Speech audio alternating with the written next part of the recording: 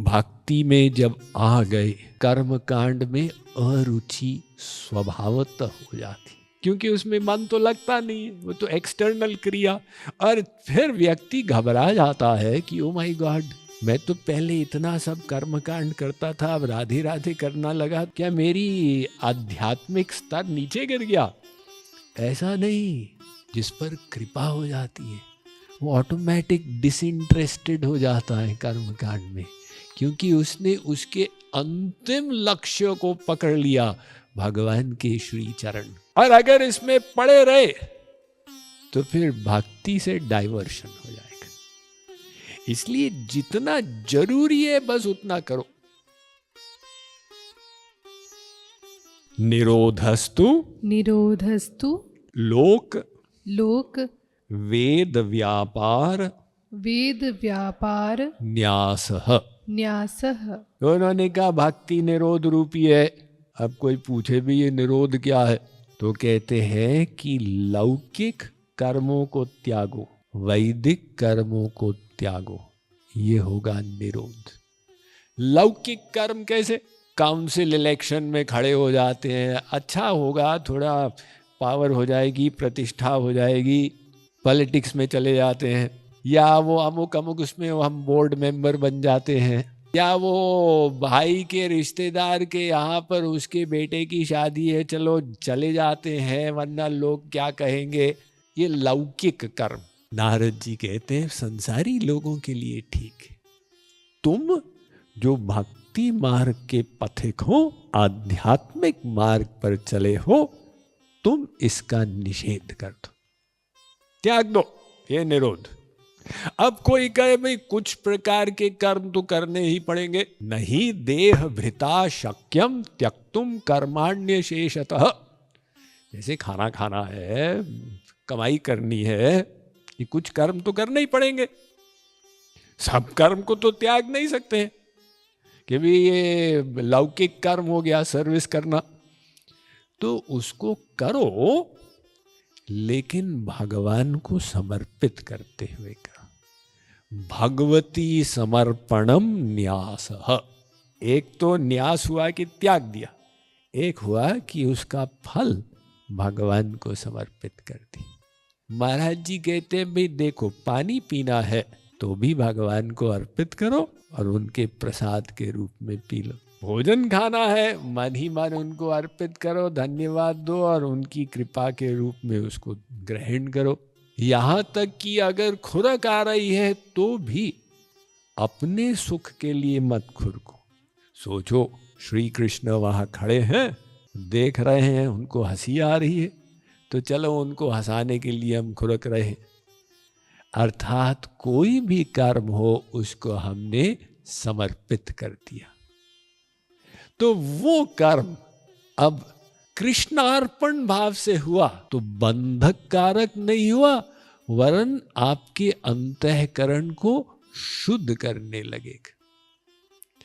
यहां तक कि उद्धव ने चैलेंज कर दिया था माया को, त्वयोपभुक्त श्रीगंध वासोलंकार चर्चिता उच्छिष्ट भोजनो दासास्तव मायांजयमहि।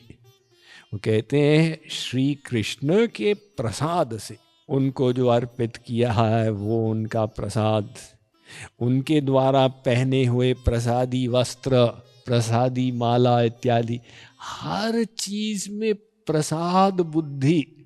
ये प्रसाद बुद्धि क्या है कि मैं भोगता नहीं हूं, ये माया शक्ति का मैं भोगता नहीं हूं, ये भगवान की शक्ति उनके सुख के लिए, जो मेरे लिए आवश्यक है उनके प्रसाद के रूप में ग्रहण करना बस। तो उद्धव कहते हैं इस प्रकार से आपकी माया पर हे श्री कृष्ण हम विजय प्राप्त कर लेंगे। तो ये तो लौकिक कर्म का त्याग हुआ, और दूसरा है वैदिक कर्म। तो वेदों में कर्म कांड है, तमाम प्रकार के विधि निषेध हैं, ऐसे करो ऐसे करो ऐसे करो ऐसे करो। ये जो विधि निषेध है, नारद जी इसके न्यास की आज्ञा दे रहे, छोड़ो इसको। आप कहेंगे विचित्र बात है, वेद के अगेंस्ट में जा रहे हैं। जी नहीं, श्री कृष्ण ने ऐसी ही आज्ञा दी, त्रैगुण्य विषया वेदा निस्त्रैगुण्यो भवार्जुन। अर्जुन देख, वेद का जो कर्म कांड है वो त्रिगुणात्मक है। तुझे उसका गुलाम नहीं बनना, तुझे समझना है कि इसका असली तात्पर्य क्या था। असली तात्पर्य था कि भगवान से प्रेम। अंतिम गोल जो था वो यही था कि तुम भगवान के चरणों में पहुंचो। वासुदेव परा वेदा, वासुदेव परा मखा, वासुदेव परा योगा, वासुदेव परा क्रिया, वासुदेव परम ज्ञानम, वासुदेव परम तपः, वासुदेव परो धर्मो, वासुदेव परागति। ये सर्वे वेदा यत् पदमामनन्ति, ये प्रत्येक वेद मंत्र भगवान की ओर ही इशारा कर रहा है। किंतु वेद परोक्षवाद, शब्दार्थ कुछ और है, भावार्थ कुछ और है। वो दवाई की गोली के जैसे, दवाई की गोली जो होती है वो कड़वी होती है, तो इसमें एक शुगर कोटिंग कर दी जाती है, वरना लोग उसको खाएंगे ही नहीं। अब चीनी उस पर आ गई तो मीठी मीठी हो गई, लोग खा लेते। ऐसे ही संसारी व्यक्ति को भगवान से तो एलर्जी होती, उसको कहो कि भाई संसार मिलेगा तो ठीक है, फिर हम यज्ञ करते।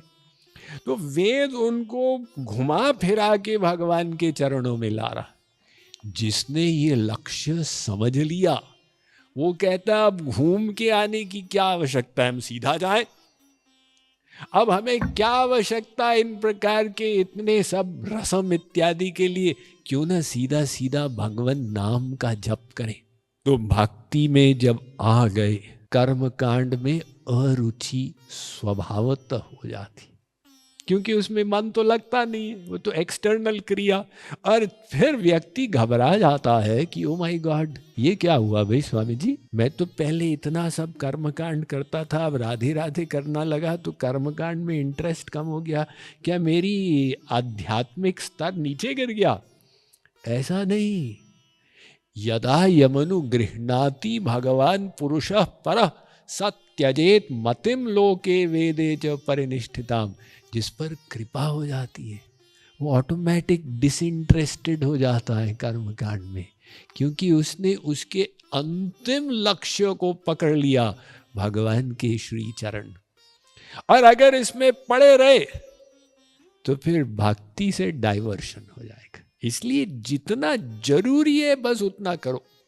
हो सकता है कभी जरूरी हो, अब पिता का देहांत हो गया तो कर लो श्राद्ध, क्योंकि अगर नहीं करोगे संसारी लोग क्या बोलेंगे। भगवान ने प्रहलाद को भी कहा हिरण्यकशिपु का श्राद्ध करो।